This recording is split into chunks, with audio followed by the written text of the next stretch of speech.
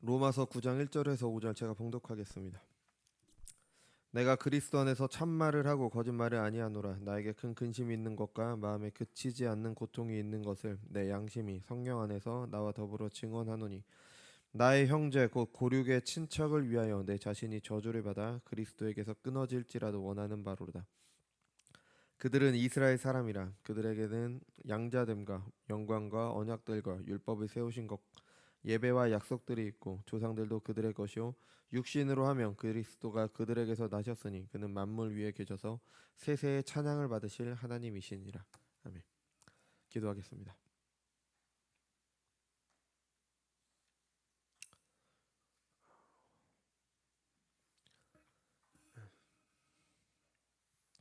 거룩하고 존귀하신 주님, 은혜와 사랑을 감사드립니다. 오늘도 주님의 거룩한 날 허락하셔서 공예배로 하나님께 영광 돌릴 수 있게 하신 은혜 감사드립니다. 이 시간 주님의 말씀 듣는 시간입니다. 우리 안에 계신 성령께서 함께 하셔서 듣는 말씀 가운데 하나님의 음성을 듣는 시간 될 수 있도록 인도하여 주옵소서. 감사드리며 사랑이 많으신 예수님의 이름으로 기도드렸습니다. 아멘. 예수님을 믿는 사람들이라면 누구나 하나님의 뜻대로 살기를 원합니다. 하나님의 뜻대로 살기를 원하지 않으면서 예수님을 믿는다고 하는 것은 모순된 말이죠. 하나님의 뜻대로 살기 위해서 우리를 구원하셨는데 그렇게 살기를 원하지 않으면 그거는 말이 안 되는 거죠. 문제는 우리가 하나님의 뜻을 제대로 알 수 없다는 겁니다. 하나님의 말씀, 하나님께 기도하면은 하나님께서 우리의 귀에 음성으로 들려주시지 않습니다. 하나님의 뜻은 그런 식으로 알게 되지가 않죠. 하나님의 말씀과 그 말씀을 통해 일하시는 성령의 조명하심으로 우리는 하나님의 뜻을 알게 됩니다.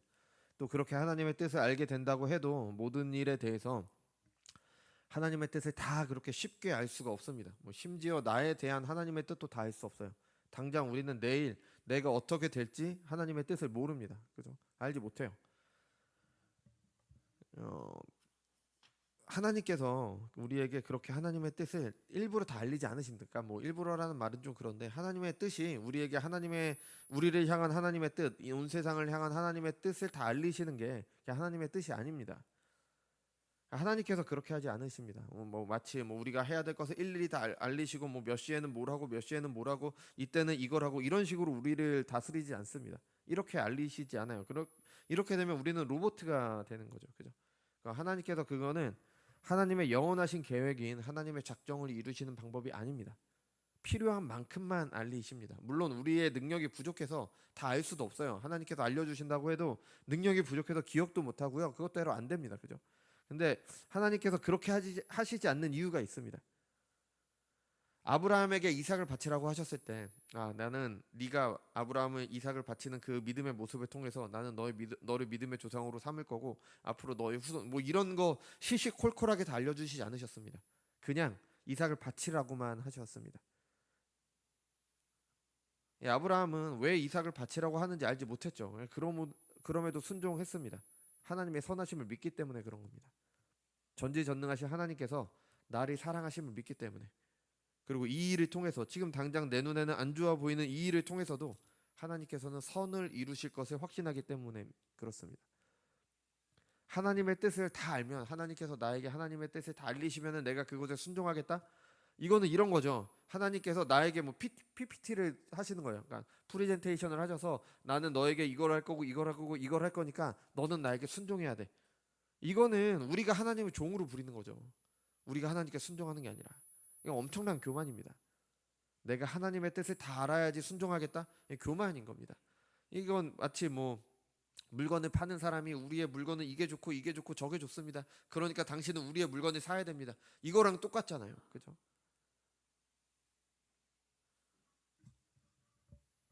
이건 아주 교만한 모습이죠. 사람이 하나님의 뜻을 다 알 수 없습니다. 그렇지만 하나님께서 알려주신 그 뜻만큼은 알 수가 있는 거죠. 우리는 알려주시지 않은 하나님의 뜻을 찾기보다는 알려주신 뜻, 지금 내 눈앞에 있는 그것에 순종하면서 살아가는 겁니다. 이게 하나님을 믿는 신자의 모습입니다.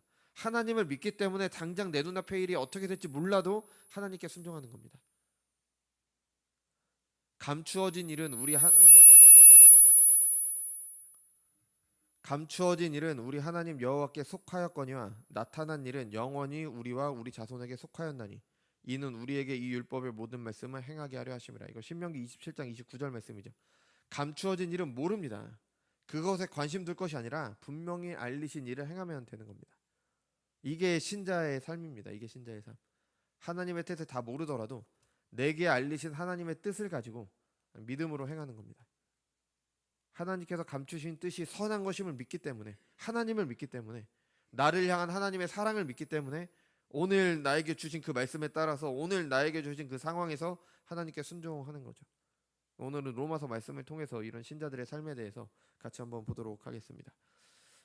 오늘부터 우리가 볼 이제 로마서 9장부터 11장까지는 여러 학자들이 말하기를 로마서의 흐름과 잘 맞지 않는다라고 그렇게 이야기를 합니다. 왜냐하면 1장에서 8장까지 택하신 자들을 구원하시는 하나님의 놀라운 은혜를 설명하고 찬양을 했잖아요. 그러면은 이어서 구원받은 신자들이 어떤 삶을 살아야 되는지에서 말하는 12장이 이어지는 게 자연스럽죠. 이렇게 구원의 은혜를 받았으니까 우리는 이런 삶의 모습이 나타나야 된다. 이게 자연스러워요. 그러니까 12장이 바로 그런 모습입니다. 근데 그러니까 9장부터 11장까지는 없어도 될 것 같아요. 게다가 9장부터 11장의 내용은 유대인들의 운명에 대한 것으로 보입니다. 우리가 앞으로 보겠지만 유대인들에 대한 얘기예요. 그러니까 이스라엘에 대한 이야기입니다. 근데 이거는 이 로마서는요, 이방인들의 교회인, 이방인들이 대다수인 그 로마 교회를 위한 편지잖아요. 아니 로마 교회를 위한 편지에 왜 유대인들에 대한 내용이 들어가냐? 좀 이상할 수 있습니다. 근데 가만히 생각해 보면 이 9장부터 11장의 내용은 반드시 필요합니다. 왜 필요하냐? 우리가 1장부터 8장까지 계속 봤던 하나님의 구원에 대한 이야기가 나왔습니다. 그리고 8장에서 무엇을 말했어요? 8장의 핵심 내용이 뭐였죠? 8장의 핵심 내용은 구원의 확신입니다. 하나님께서 나에게 이렇게 하셨기 때문에 내가 구원에 확신할 수 있습니다. 하나님께서 나를 위하시면 무엇도 나를 대적할 수 없습니다. 하나님께서 나를 사랑하시는데 그 어떤 피조물이 하나님의 사랑을 내게서 끊을 수 있겠습니까? 이게 8장의 내용이었잖아요. 그럼 이제 의문이 생기는 거죠. 아, 하나님의 택하심은 반드시 이루어진다고 하는데 그럼 이스라엘은 뭐냐? 이스라엘은 하나님의 택함 받은 민족이었잖아요. 유대인들은 하나님의 택함 받은 민족이었습니다. 그럼 이스라엘 유대인들은 어떻게 되는 거냐? 뭐 혈통적 유대인이 진짜가 아니라 예수님을 믿는 이스라엘이 진짜라고 바울은 이야기를 했잖아요. 그게 진짜 이스라엘이라고 바울은 말했는데 그렇다고 해도 구약의 이스라엘 유대인들의 조상들은 택함 받았어요. 그들은 선민, 그러니까 택함 받은 민족이었잖아요. 그건 분명합니다. 4절과 5절에서 바울이 말하죠. 양자됨과 뭐 여기서 양자됨은 구원받은 사람들에게 주어진 은혜가 아니라 뭐 택함 받았다는 의미가 되겠죠. 영광과 언약들과 율법을 세우신 것과 예배와 약속들이 있고 조상들도 그들의 것이요 육신으로 하면 그리스도가 그들에게서 나셨으니. 아멘. 그러니까 이스라엘은 분명히 택함 받은 민족입니다. 그런데 그 택함 받은 민족인 이스라엘 유대인들이 예수님을 믿지 않는 거예요. 이상한 거죠. 도리어 예수님의 십자가에 못 박았습니다.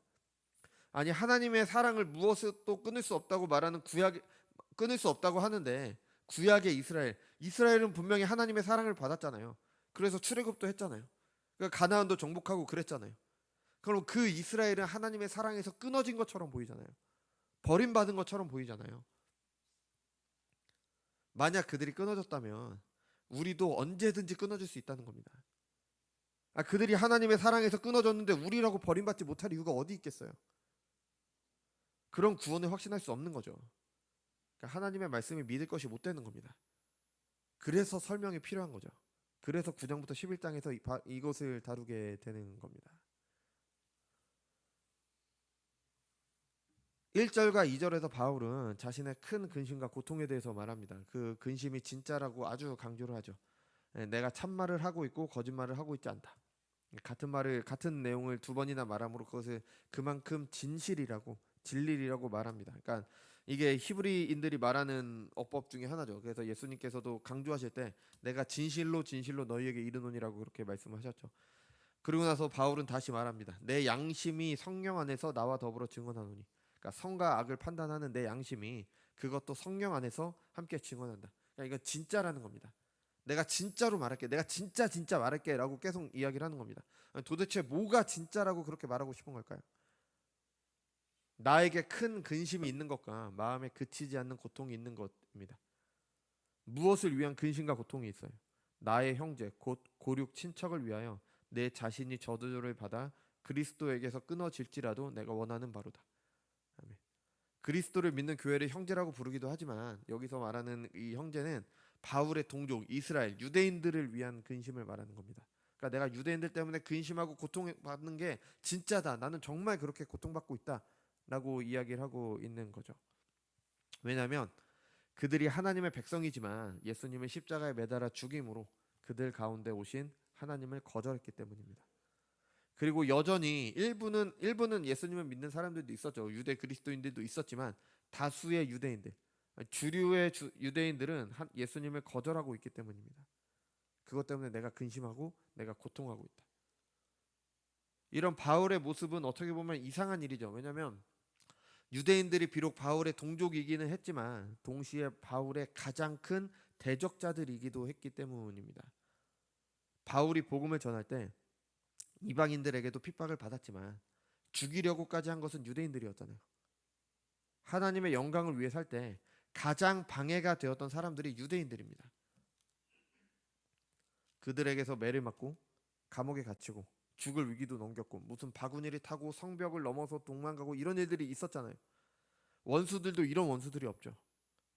사람으로 오신 하나님, 그들을 구원하게 오신 예수님을 죽였으면서도 아직도 예수님을 믿음으로 회개하지 않는 사람들이었습니다. 그러니까 바울은 그 사람들이 정말 싫었을 겁니다. 정말 미웠겠죠. 원수죠. 그런데 그런 유대인들이 구원받지 못한 것에 대해서 바울은 크게 근심하며 슬퍼했습니다. 어느 정도까지냐? 내 자신이 저주를 받아 그리스도에게서 끊어질지라도 원하는 바로다. 간단히 말하면 이거죠. 저들이 예수님을 믿어 회심할 수 있다면 내가 저들이 받아야 되는 저주를 대신 받아서 그리스도에게서 끊어져도 괜찮다는 겁니다. 아니, 나를 죽이려는 원수들을 위해서 이렇게 한다, 이거 도무지 이해가 되지 않죠. 무슨 바울은 대단한 사람이니까 이런 말을 할 수 있을까요? 바울 이전에 이런 기도를 하나님께 드린 사람이 있습니다. 모세입니다. 모세. 그죠? 이스라엘이 애굽에서 나와서 시내산에서 하나님과 언약을 맺습니다. 모세가 산에 올라가서 40일 동안 내려오지 않자 기다리던 사람들이 아론에게 조릅니다. 아니 40일 동안이나 내려오지 않으니까 모세는 죽은 거다.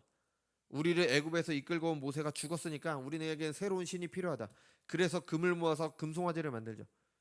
애굽 사람들이 섬기던 아피스라는 신이 바로 소입니다. 그죠? 그것에 영향을 받아서 우상을 만들어 놓고 그게 하나님이라고 섬깁니다.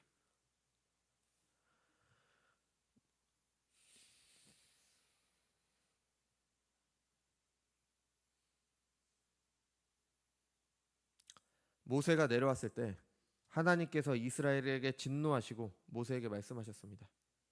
내가 그들에게 진노하여 그들을 진멸하고 너를 큰 나라가 되게 하리라.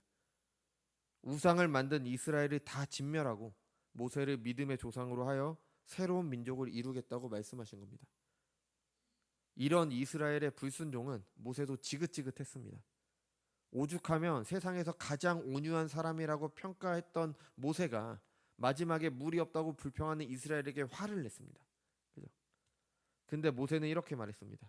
모세가 여호와께로 다시 나아가 여짜오되 슬프도소이다. 이 백성이 자기들을 위하여 금신을 만들어 싸우니 큰 죄를 범하였나이다. 그러나 이제 그들의 죄를 사하시옵소서. 그렇지 아니하시오면 원하건대 주께서 기록하신 책에서 내 이름을 지워버려 주옵소서. 이런 기도죠. 이들의 죄를 용서해 주세요. 그렇지 않으면 생명책에서 내 이름을 지워주세요. 아니 생명책에서 내 이름을 지워도 되니까 이들을 용서해 주세요. 범죄한 이스라엘의 죄를 자신에게 물어달라고 하는 겁니다. 이게 바로 대속이죠. 대속. 근데 모세가 이스라엘의 죄를 대속할 수 있습니까? 못하죠. 그래서 하나님께서 말씀하셨습니다. 누구든지 내게 범죄하면 내가 내 책에서 그를 지워버리라. 그러니까 모세 너는 대속할 수 없다라고 하신 겁니다. 이것을 누가 하셨습니까? 예수님께서 하셨습니다. 모세가 하지 못한 그것을 예수님께서 하심으로 죄인들을 구원하셨습니다. 당연히 바울이라고 해서 유대인들을 대신해서 저주받을 수가 없죠. 뭐 안 됩니다. 그러니까 우리가 또 9장 바로 시작하기 전에 어떤 피조물이라도 우리를 하나님의 사랑에서 끊을 수 없다고 말했던 바울이잖아요. 그러니까 자신이 아무리 원한다고 해도 바울을 하나님의 사랑에서 끊을 수 없습니다. 그러니까 유대인들 대신해서 저주받은 자가 될 수 없죠. 하나님의 뜻이 아니면 이루어지지 않습니다. 하나님의 작정이 아니면 안 됩니다. 그럼 바울은 어차피 안 될 걸 알면서 그냥 착한 척 위선 떨어 본 걸까요? 당연히 그것도 아니죠. 동족을 향한 바울의 심정이 아주 강력하다라는 걸 표현을 한 겁니다. 모세와 바울의 이런 모습은 예수님께서 죄인들의 죄를 대신하심을 보여주시기도 하지만 동시에 예수님을 믿는 우리의 삶을 보여주기도 합니다. 예수님을 제외한 누구도 다른 사람의 죄를 대신할 수 없습니다. 구원은 오직 하나님께만 달려 있습니다. 그게 우리가 1장에서 8장에서 계속 본 내용이잖아요. 그렇지만 우리는 제사장으로 부르심을 받았습니다. 제사장으로 부르심을 받은 신자들은 내 삶을 영적 제물로 하나님께 드립니다. 이게 제사장의 삶이에요. 이와 동시에 다른 사람들도 그런 삶으로 초대를 하는 겁니다. 다른 사람들도 자신의 삶을 제사로 하나님께 드릴 수 있도록 하는 역할도 하는 겁니다. 이게 제사장의 역할이잖아요. 자신을 희생해서 다른 사람들을 하나님께로 이끄는 역할, 하나님을 예배하는 삶으로 다른 사람을 부르는 역할을 하는 거죠. 바울은 바로 그걸 하고 있는 거예요. 내가 그걸 위해서 내가 하나님께 저주를 받아서 끊어진다고 하더라도 이스라엘 내 동족이 오는 게 나의 소원이다 라고 이야기를 하는 겁니다. 당연히 바울이 죄를 대신한다거나 대신 죽거나 할 수 없습니다. 유일한 중보자는 예수님 뿐이십니다. 신자들은 그런 예수님에게로 사람들을 이끄는 역할을 하는 겁니다. 그래서 흔히 사람들이 찬양할 때 예수님의 심장 가지고 나아간다, 하나님의 시선으로 세상을 본다, 그게 이런 말입니다. 간절한 마음으로 나를 희생하면서까지 다른 사람들을 하나님께로 이끄는 게 바로 신자의 삶이고요. 바울은 그런 소망을 이야기를 하고 있는 겁니다. 근데 이런 신자들의 삶을 이야기할 때 꼭 짚고 넘어가야 될 게 우리가 구원은 하나님의 선택에 달려 있다는 겁니다. 여러분, 우리는 왜 구원받을까요? 여러분, 우리 왜 구원받죠?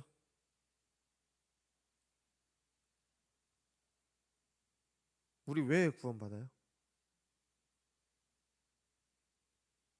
우리 믿어서 구원받을까요? 아닙니다. 믿음을 통해 구원받는 거지 믿음 때문에 구원받는 게 아닙니다. 무슨 말이냐? 구원받는 이유는 따로 있고 믿음이라는 통로를 통해서 은혜를 받는다는 겁니다. 이런 일이 있어서는 안 되지만 어떤 아이가 태어나자마자 죽게 됐습니다. 이 아이는 예수님을 믿을 수가 없죠. 왜냐하면 태어나자마자 죽으니까. 그죠? 그럼 이 아이는 구원받지 못할까요? 모든 사람은 죄인으로 태어나요. 구원받지 못하면 영원한 심판밖에 받을 수가 없습니다. 태어나자마자 죽는 그 안타까운 아이는 믿을 기회가 없잖아요. 그러니까 믿지 못하니까 구원받지 못하고 바로 지옥에 가게 될까요? 믿음 때문에 구원받는다고 하면 당연히 그렇습니다. 왜냐하면 복음을 듣지도 못하고 믿을 수도 없기 때문에 그렇죠. 근데 아니죠. 우리 왜 구원받았냐? 하나님께서 택하셨기 때문입니다. 하나님께서 우리를 구원하기로 예정하셨기 때문에 그게 구원의 유일한 원인입니다. 하나님께서 나를 구원하기로 예정하셨기 때문에 내게 믿음을 선물로 주시고 그것을 통해 구원의 은혜를 받게 되는 겁니다. 말씀드린 대로 태어나자마자 죽은 아이도 하나님께서 그 아이를 구원하기로 작정하셨다면 우리가 알 수 없는 하나님의 섭리 가운데 구원받게 되는 겁니다. 그럼 이런 질문이 나오죠. 하나님께서 어떤 사람들을 구원하기로 예정하셨다면 우리의 수고와 노력은 아무런 소용이 없는 거 아닙니까? 하나님께서 바울의 동족 유대인들을 구원하지 않기로 하셨다면 바울이 그들이 받아야 되는 저주를 대신 받겠다고 하는 이런 말들도 다 필요 없는 거 아닙니까? 헛수고 아닙니까? 그들의 구원에 대해 고민하는 거 헛수고 아닌가요? 구원이 하나님의 예정에 달린 것이라면 우리가 복음을 전할 필요도 없는 거 아닙니까? 아니, 우리의 삶이 하나님의 예정에 달린 거라면 우리의 선택, 우리의 기도, 우리의 노력, 그게 다 무슨 소용이 있습니까?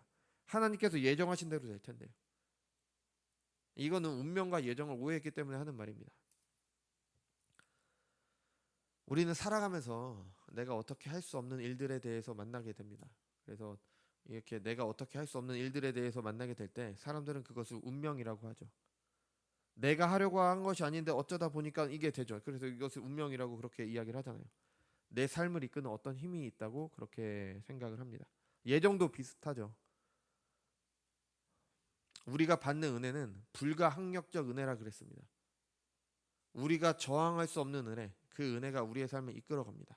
여러분, 분명히 내 삶을 이끄는 무언가가 있습니다. 근데 결정적인 차이가 있어요. 운명을 말하는 사람들은 그 힘, 그 삶이 이끄는 그 힘이 무엇인지 모릅니다. 그래서 뭐 막연한 자연질서 이런 것을 이야기를 하죠. 근데 예정은 아닙니다. 삶을 이끌어가는 힘이 아니라 삶을 이끌어가는 인격입니다. 하나님이십니다. 별것 아닌 것 같은데 이 차이는 사실 엄청납니다. 운명을 말하는 사람들은 내 뜻대로 일이 풀리지 않거나 삶이 내 마음대로 되지 않으면 자포자기하죠. 포기합니다. 아, 나는 어차피 안 되나 봐. 나는 어차피 안 되는 운명인가 봐. 그러다 보면 너무 힘들고 지치고 자살까지 하게 됩니다. 뭐 자살하시는 분들이 얼마나 힘들어서 그랬을까라는 생각이 들기도 하는 그런 안타까운 일이지만 예정을 말하는 사람들은 아닙니다. 예정을 말하는 사람들도 똑같아요. 모든 일이 내 마음대로 다 슬슬 잘 풀리지 않습니다. 똑같습니다. 안 됩니다. 살아가는데 정말 내 마음대로 되는 게 하나도 없습니다. 왜 나에게 갑자기 이런 일이 생기는지, 아니 내가 이런 대접 받을 정도로, 내가 이런 고난을 받을 정도로 막 살았나? 이런 생각까지 하게 되는 일들이 일어납니다. 그런데 예정을 말하는 사람들은 내 마음대로 안 되는 그런 삶, 다른 사람들이 봤을 때는 내가 실패해서 정말 밑바닥에 있을 것 같다는 그런 삶을 살게 돼도 좌절하지 않습니다. 물론 일시적으로는 좌절할 수도 있죠. 근데 극복해냅니다. 왜? 내 삶을 이끄시는 분이 하나님이시기 때문에. 그 하나님이 전지전능하신 분이니까. 게다가 그 하나님은 나를 사랑하시는 분이기 때문에. 그 하나님께서 이끄시는 삶이라면 내가 어디에 있든지, 내가 어떤 일을 당하든지 모든 일이 합력하여 선을 이루실 것임을 신뢰하기 때문에 좌절하지 않고 이겨내는 겁니다. 이것이 예정을 믿는 사람들이 삶에 대한 태도입니다. 이 베드로와 가룟 유다가 이것을 잘 보여주죠. 둘 다 예수님을 배신했습니다. 가룟 유다는 예수님을 팔았습니다. 그게 잘못이라는 걸 깨달았을 때 돌이킬 방법이 없다고 생각했죠. 절망했습니다. 그래서 스스로 목숨을 끊었죠. 근데 베드로도 똑같았어요. 예수님께서 잡히시기 전에 다른 사람은 다 버려도 나는 예수님을 따를 것이라고 호언장담을 했죠. 그런데 예수님이 잡히시자 예수님을 3번이나 부인했습니다. 3번째 부인했을 때 예수님과 직접 눈이 마주쳤죠. 자신의 죄를 알게 됐습니다. 절망하고 좌절했습니다. 그런데 그 죄가 베드로가 사도로서 소명을 다하는데 큰 역할을 했습니다. 베드로 전서를 읽다 보면은 그 일을 계속해서 말합니다. 베드로가 저지른 죄가 정당화되는 게 아닙니다. 죄는 죄고 악은 악입니다. 그렇지만 하나님께서 그 모든 것이 합력하여 선을 이루게 하시는 겁니다. 그래서 예정을 믿는 사람들은 실패 앞에 좌절하지 않습니다.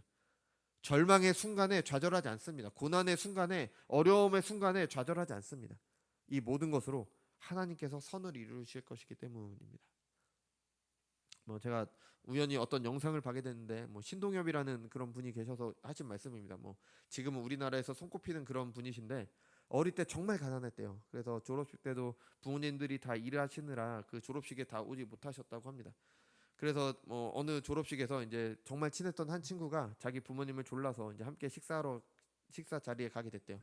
그 자리는 불편했죠. 왜냐하면 부모님들이 눈치를 줬나 봐요. 친구의 부모님들은 이제 가족끼리만 식사하고 싶었는데 이제 다른 친구가 꼈으니까 굉장히 불편했다고 합니다. 근데 그래서 신동엽 씨는 밥값을 하려고 부모님들이 알지 못하는 친구들의 학교에서의 모습을 굉장히 과장까지 하면서 아주 재밌게 그런 이야기를 막 해줬대요.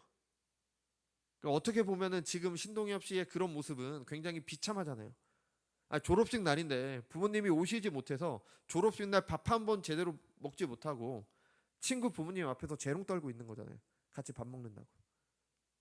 근데 그 경험이 우리나라에서 손꼽히는 MC가 되는데 좋은 밑거름이 됐다고 그렇게 말하는 것을 본 적이 있습니다. 대단한 일이죠. 이분이 하나님의 예정을 믿어서 이렇게 했는지 모르지만 자신의 의지로 했다면 정말 대단한 분입니다. 그죠? 신자들은 우리의 의지가 비록 이분만 못할 수도 있습니다. 그래서 우리는 스스로 못할 수도 있지만 우리는 하나님의 예정을 믿기 때문에 어려움과 고난 속에서도 포기하지 않는 겁니다. 어떤 상황 속에서도 최선을 다하는 겁니다. 작은 일에도 최선을 다하는 겁니다. 그 노력들이 실패해도 괜찮습니다. 하나님께서 그것을 통해 선을 이루실 것을 확신하기 때문에. 공부를 정말 열심히 했는데 성적이 잘 나와요. 그럼 기쁘잖아요. 그럼 더 열심히 하게 됩니다. 당연하죠. 근데 공부를 열심히 했는데 성적이 오르지 않습니다. 그러면 나는 어차피 안 되나 봐. 이게 숙명론을 말하는, 운명을 말하는 사람들입니다. 근데 예정을 믿는 신자들은 성적이 오르지 않아도, 아무런 소용이 없어 보여도, 헛수고처럼 보여도, 아무런 열매가 맺지 못하는 것처럼 보여도, 힘만 든 것처럼 보여도 눈앞에 하나님께서 보여주신 일에 최선을 다합니다. 그 뒤에 무엇을 계획하시는지 어떤 뜻이 있는지 모릅니다. 하나님의 뜻 다 알려주시지 않아요. 다 알아서 하는 게 아닙니다. 몰라도 하는 겁니다. 몰라도 하나님을 신뢰하기 때문에 하는 겁니다. 하나님께서 이 모든 것으로 합력하여 선을 이루시도록 할 것이기 때문에 내 눈앞에 작은 일, 내 앞에 맡겨주신 그 일에 최선을 다합니다. 이게 예정을 믿는 신자의 삶의 모습입니다. 바울은 당연히 하나님의 예정을 알고 있었죠. 에베소서에서 바울이 그 예정을 말하잖아요. 지금의 유대인들이 하나님을 믿지 않아 버림받은 것, 하나님의 예정임을 알고 있었습니다. 근데 그렇다고 그냥 자포자기하지 않았습니다. 어쩔 수 없는 일이라고 생각하지 않고 깊은 슬픔을 느꼈고 어떻게 해서든 그들이 회심하기를 기도했습니다. 노력도 했겠죠. 하나님의 뜻을 거역하면서 자신의 뜻을 이루기 위해서였을까요? 당연히 아닙니다. 하나님의 뜻을 알았지만 동족을 향한 구원의 열망이 있었고 그 뒤에 어떻게 하나님께서 어떻게 하실지 모르기 때문에 어떻게 해서든지 하려고 그렇게 노력을 한 거죠.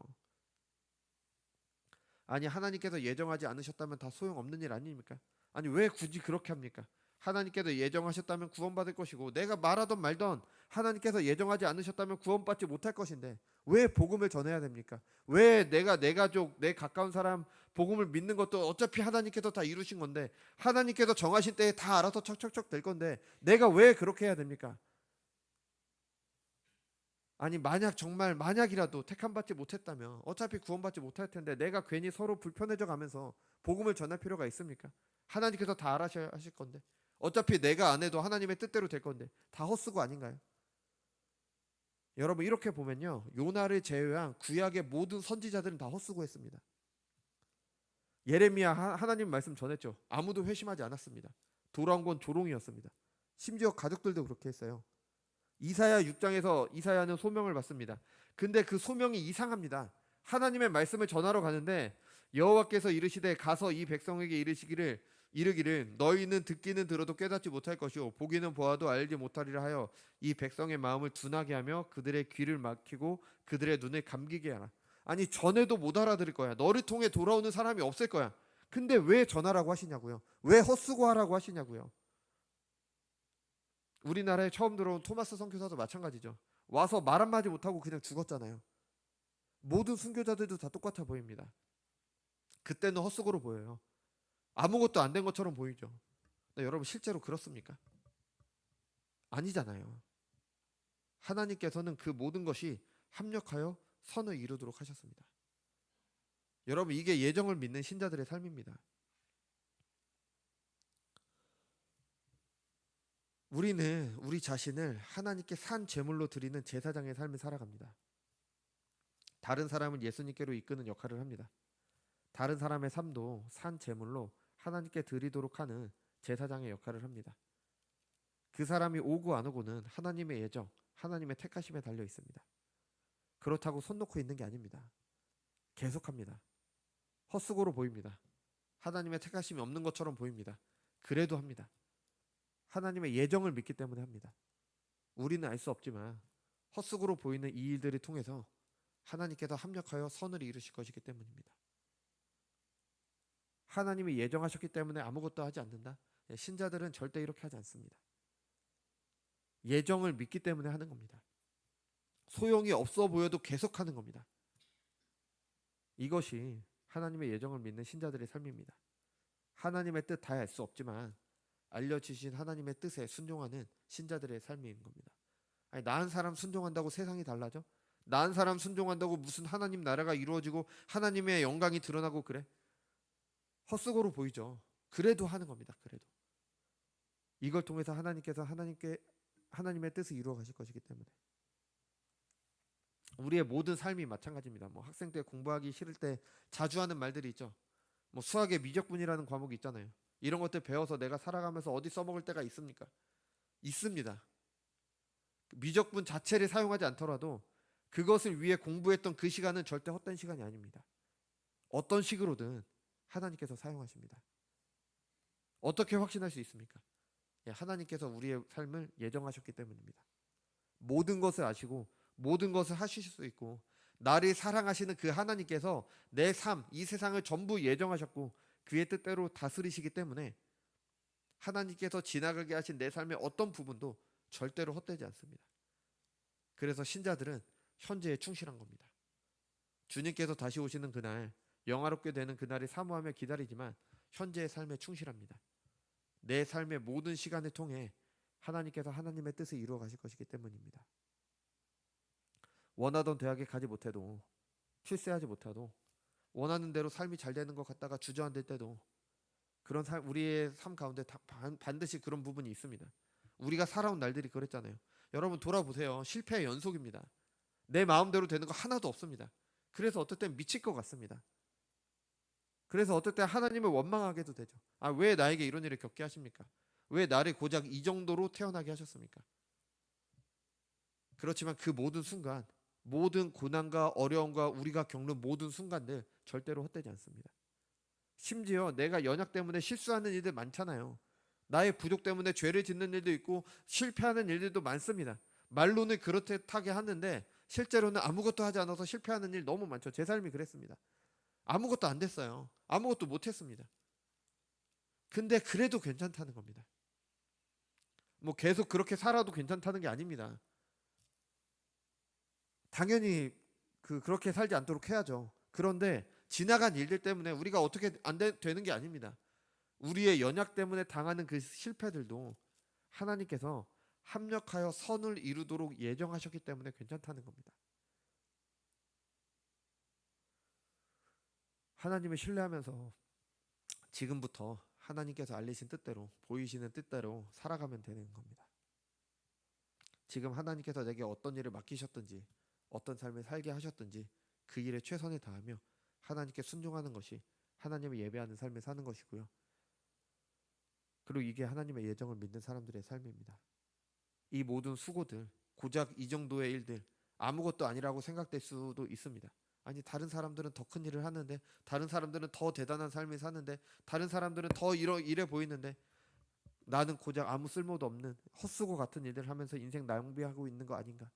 아니라는 겁니다. 아니라는 거. 하나님이 예정하셨습니다. 그 어떤 노력이든 무엇을 하든 하나님께서 지금 맡기신 것에 최선을 다하면 그것으로 하나님은 하나님의 뜻을 이루십니다. 지금 내가 하는 일에 열매가 없어 보여도 최선을 다하게 되는 겁니다. 여러분, 이 세상을 살아가는 사람들 가운데 자신의 삶에 만족하는 사람이 얼마나 될까요? 힘들고 어렵지 않은 사람이 얼마나 될까요? 아마 없을 겁니다. 모두 다 각자의 이유로 삶이 어려울 겁니다. 정말 삶이 내 맘대로 되지 않는구나, 괴로워할 겁니다. 누구나 마찬가지죠. 하나님을 믿는 우리도 마찬가지입니다. 그런데 이런 상황들 하나님께서 우리에게 걷도록 하신 겁니다. 하나님께서 예정하신 겁니다. 우리를 사랑하지 않으셔서도 아니고요. 우리를 괴롭히기 위해서도 아닙니다. 이 모든 것들이 합력하여 선을 이루기 때문입니다. 이안 해밀턴이라는 분께서 이런 말씀을 하셨습니다. 하나님께서 처음부터 끝까지 다 아시고 모든 것을 선하신 뜻과 그의 계획대로 작정하셨기 때문에 설사 어떤 일이 잘못되어 가는 것처럼 보일지라도 당황하거나 낙심할 이유가 전혀 없는 것이다. 삶이 내 뜻대로 안 되는 거 모든 사람이 느끼는 겁니다. 내 실수 때문에 내 삶이 망가지는 것 같은 거 모든 사람들이 다 느낍니다. 괜찮다는 겁니다. 괜찮다는 거. 하나님께서 영원한 작정을 하셨기 때문에 괜찮다는 겁니다. 하나님의 예정을 믿는 우리는 운명을 말하는 사람들처럼 현실 문제에 함몰되지 않습니다. 현실 문제에 사로잡혀 절망하지 않습니다. 좌절하지 않습니다. 그냥 막연하게 그냥 모든 게 다 잘 될 거야 이렇게 믿는 게 아닙니다. 하나님의 예정을 믿기 때문입니다. 이 세상을 움직이는 것은 비인격적인 어떤 힘이 아니라 말도 안 통하고 나랑 상관없는 그런 것이 아니라 독생자를 내어주실 정도로 나를 사랑하시는 하나님이시기 때문에 내게 일어나는 이 모든 일은 하나님의 예정, 하나님의 섭리, 하나님의 다스림 안에 있기 때문에 살아갈 수 있는 겁니다. 지금까지의 우리의 삶 아무것도 아닌 것 같아 보일 수도 있지만 절대 헛되지 않습니다. 아무것도 이룬 것이 없어 보여도 다른 사람들보다 초라해 보일 수 있어도 무슨 노력을 하든 잘 안 되었더라도 내가 연약해서 실수하고 실패했더라도 어떤 것도 헛되지 않습니다. 이 모두가 선하신 하나님의 계획 아래 있기 때문입니다. 만약에 이런 하나님의 예정과 작정이 없다? 이 중에서 가장 먼저 망해야 될 사람은 접니다. 그렇기 때문에 제가 하나님의 예정을 확신할 수 있는 겁니다. 이것을 믿는다면 지금 하나님의 뜻대로 하나님을 예배하는 삶을 사시길 바랍니다. 잘 안 돼도 괜찮습니다. 또 실패해도 괜찮습니다. 부족해서 이리 치이고 저리 치어도 괜찮습니다. 그 모든 과정으로 결국에는 하나님의 뜻이 이루어지기 때문입니다. 게으를 하는 게 아닙니다. 그냥 하나님 알아서 하시겠지 이게 아닙니다. 하나님의 예정을 믿고 최선을 다하는 겁니다. 작은 일에도 최선을 다하는 거예요. 도리어 내 마음 인생이 내 마음대로 척척 다 잘 되면은 그 사람에게는 하나님이 필요 없습니다. 교만해지겠죠. 그 자신이 하나님이 될 겁니다. 내 삶의 모든 과정이 나를 하나님의 자녀로 만들어가는 하나님의 작정 안에 있음을 믿고 모든 것을 계획하시고 이루시는 하나님이 어떤 분이신지를 알고 믿음으로 흔들리지 말고 현재의 삶에 충실한 삶, 그 가운데 하나님을 예배하는 삶을 사시기 바랍니다. 그래서 우리가 주님 앞에 섰을 때 잘하였도다 착하고 충성된 종아, 내가 적은 일에 충성하였음에 내가 많은 것을 내게 맡기리니 내 주인의 즐거움에 참여할지어다. 이런 하나님의 말씀을 듣게 되시기 바랍니다. 하루아침에 되지 않습니다. 인내해야 됩니다. 인내하면서 꾸역꾸역 하는 겁니다. 말 그대로 꾸역꾸역 해야 됩니다. 근데 괜찮습니다. 하나님께서 우리의 삶을 예정하셨기 때문에 확신하면서 그 꾸역꾸역 가는 길을 갈 수 있는 겁니다. 하나님의 말씀 붙잡고 성령의 인도하심과 도우심을 간절히 구할 때 우리는 하나님의 예정을 믿는 신자의 삶을 살아가게 됩니다. 우리에게 이런 은혜가 허락되기 바랍니다. 기도하겠습니다.